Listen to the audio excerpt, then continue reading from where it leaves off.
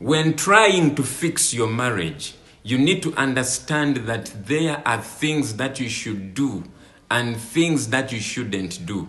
We've been looking at the do's. Now in this video, I want us to look at the don'ts. One of them is stop focusing on your spouse's behavior towards you and learn to focus on your behavior towards them.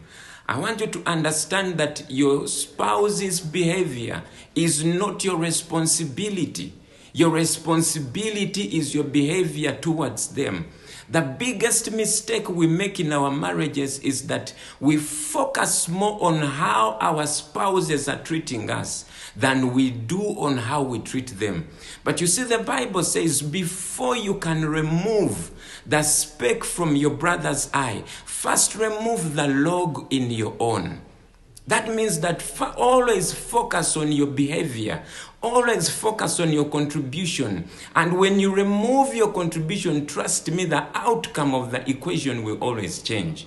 Number two, you cannot force your spouse to change. They will only change when they choose to change. You see, there's something that we do. We always try everything in our power to make our spouses to change. But I want you to understand this, that the more that you try to push them to change, the more that you try to talk them into changing, is the more they feel like you're trying to control them. And when they feel that, you will be pushing them further away. Your focus should not be on trying to change your spouse.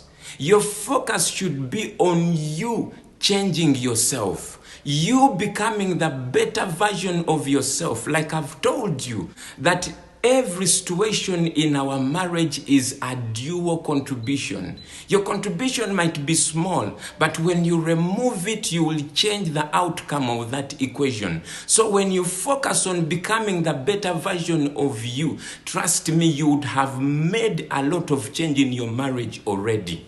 Number three, you cannot manipulate the process of fixing your marriage. You need to understand that fixing your marriage is a process which takes time, commitment, and hard work. Learn to give your marriage time to work. Don't try to rush it. Number two, learn to commit to the process. Even when you don't feel like there is any change you are making, stay committed to the process and then give it your best work. Learn to do your part and leave God to do his. The Bible says, except God builds a house, they labor in vain that build it, which means that except God restores your marriage, you labor in vain to restore it. Am I saying you should not do your part? No. What I'm saying is this, that you can only do your part. You can never do God's part. God's part is to touch the heart of your spouse so that they can move and respond to you. That part you cannot do. So do what you are supposed to do and leave the rest to God. And also stop stressing a lot. Stop feeling like your world has ended because your spouse is messing around. Your spouse is not the end of you.